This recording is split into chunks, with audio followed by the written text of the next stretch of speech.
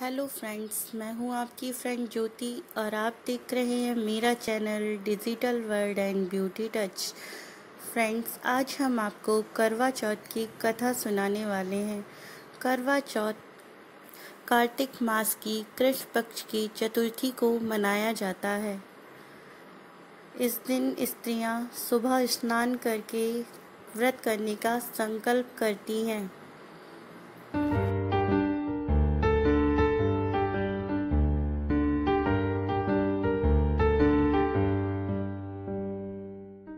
करवा चौथ व्रत कथा सुनने से पहले सारी महिलाएं गेहूं के 13 दाने अपने हाथों में ले लेंगी। एक गांव में एक साहूकार अपने पति और पुत्रों और बेटियों सहित रहता था। उसके 7 पुत्र और एक बेटी थी। साहूकार की पत्नी ने 7 बहुओं सहित और बेटी सहित करवा चौथ का व्रत रखा।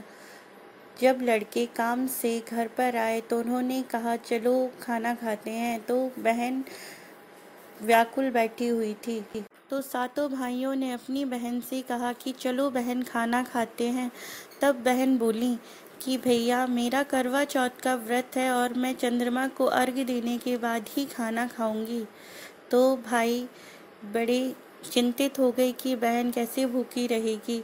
तो भाइयों ने एक योजना बनाई कि क्यों ना हम बहन को चंद्रमा दिखाकर भोजन करा दें।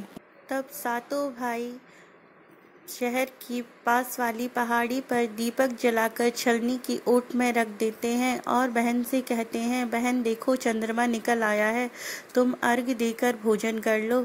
तब बहन अपनी 7 भाभियों से कहती हैं कि भाभी चंद्रमा निकल आया है, चलो अर्घ्य देकर पूजा कर लेते हैं। तब 7 भाभियाँ कहती हैं, बाईसा ये तो आपका चांद निकला है, अभी हमारा चांद नहीं निकला है। और बहन अर्घ्य देकर पूजा कर कर खाना खा लेती है। पहला कौर खाने ही बैठती है कि उसमें बाल निकल आता है। दूसरा कौर खाती है तो उसमें कंकर आ जाता है। और तीसरा कौर खाने वाला ही रहती है कि ससुराल से संदेशा आ जाता है कि जैसी भी स्थिति में हो आ जाओ, तुम्हारे पति की तबीयत बहुत खराब है। पति की तबीयत खराब है ये सुनते ही पुत्री अपनी माता से कहती है कि माँ, मुझे ससुराल जाना है। तो माँ विदाई करने के लिए संदूक से कपड़े निकालती है। तो हाथ डालती है जैसे ही संदूक में, तो काले कलर की साड़ी आती है। दूसरा हाथ डालती है तो सफ़ेद कलर की साड़ी आती है। फिर तीसरी बार हाथ डालती है तो फिर काले कलर की साड़ी आती है। तब वह बहुत चिंतित हो जाती है। लड़की बोलती है, माँ रहने दो, मैं ऐसे ही चली जाऊंगी। और वह अपनी ससुराल के लिए जाने तैयार हो जाती है। तो माँ कहती हैं, बेटी रास्ते में जाते हुए जो भी तुम्हें मिले उसके छोटे बड़ों के पैर छूती हुई जाना, और जो भी तुम्हें सदा सुहागन का आशीर्वाद दे उसे गांठ बांध लेना। पुत्री वैसा ही करती है। रास्ते में उसे जो भी मिलता है छोटा बड़ा, वह सबके पैर छूती हुई जाती है। सब उसे पीहर में रहो, खुश रहो का आशीर्वाद देते हैं। जब वह ससुराल के पास पहुंचती है तो उसे उसकी ननंद बाहर खेलती हुई मिलती है। वह उसके पैर छूकर भी आशीर्वाद लेती है। वह आशीर्वाद देती है, सदा सौभाग्यवती रहो, पुत्रवती रहो, और वह इस आशीर्वाद को गांठ बांध लेती है। अंदर जाते देखती है कि पति की लाश पड़ी हुई है जमीन पर। वह बहुत रोती है, चिल्लाती है, पर कोई उसकी नहीं सुनता था। तब उसकी कोई नहीं सुनता है। फिर वह मान जाती है और जिद करती है कि वह भी पति के साथ ही जाएगी। तो सभी लोग कहते हैं कि चलो इसे ले चलते हैं। फिर शमशान में ले जाने के बाद जब सब उसकी चिता को अग्नि देने की तैयारी करते हैं तो वह अपने पति से लिपट जाती है और कहती है, मैं इन्हें नहीं जलाने दूंगी, मैं इन्हें नहीं ले जाने दूंगी, इन्हें मेरे पास ही रहने दो। तो सब कहते हैं कि ये तो पागल है, इसके लिए यहीं एक कुटिया बना देते हैंगे और ये यहीं पड़ी रहेगी। और वह उस कुटिया में अपने पति को लेकर रहने लगती है। रोज पति की साफ सफाई करती है, उसकी देखभाल करती है और वहीं पड़ी रहती है। और हर चौथ का व्रत करती है और दोनों टाइम का खाना देने उसकी ननंद आती है। ननंद दोनों टाइम का खाना दे जाती है तो सास बोलती है, वह तो पगली है, उसके लिए दोनों टाइम का खाना दे आया कर। इसी तरह वह हर चौथ का व्रत करती रहती है। सब चौथ माताएं आती हैं और बोलती हैं, करवो ले लो, करवो ले लो, भाइयों की प्यारी करवो ले लो। वह सबसे अपना सुहाग मांगती है। तब अश्विन की चौथ माता बोलती हैं कि बेटी, तुमसे कार्तिक की चौथ माता नाराज हैं, इसीलिए तुम्हारा सुहाग तुम्हें नहीं लौटा रही हैं।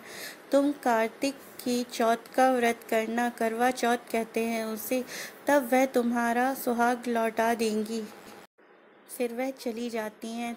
फिर ननंद के आने पर भाभी ननंद से बोलती है कि तुम मुझे 16 श्रृंगार की सारी सामग्री लाकर दे दो, मैं करवा चौथ का व्रत करूँगी।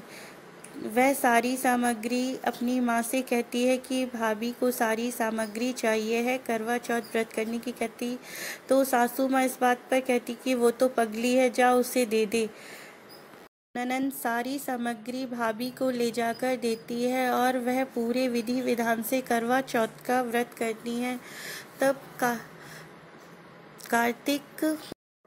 कार्तिक की चौथ का व्रत आता है। तब कार्तिक माता आती हैं और चौथ का व्रत करने पर उसको तब कार्तिक की चौथ माता आती हैं और बोलती हैं, करवो ले लो, करवो ले लो, भाइयों की प्यारी करवो ले लो, घड़ी बुखारी करवो ले लो। तब वह माता से बोलती है, माता मुझे मेरा सुहाग वापस कर दो।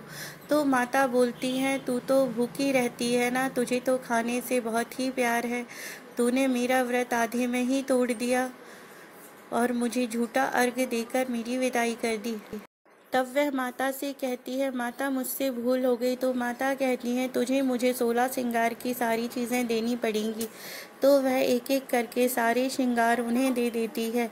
तब माता अपने मांग का थोड़ा सा सिंदूर, हाथों की उंगली की मेहंदी और आँखों के काजल उसे दे देती हैं और उसका पति पुनः जीवित हो जाता है। और जब माता जाने लगती हैं तो झोपड़ी में लात मारकर चली जाती हैं। माता की लात मारने से वह झोपड़ी सोने के महल में बदल जाती है और वो लड़के बहू वहाँ रहने लगते हैं। जब उसकी ननंद वापस आती है तो देखती है कि यहाँ पर एक बड़ा महल बन गया है और भाई पुनः जीवित हो गया है। वह जाकर बहुत खुश होती है। तब भाभी बोलती है कि सासू माँ से बोलना कि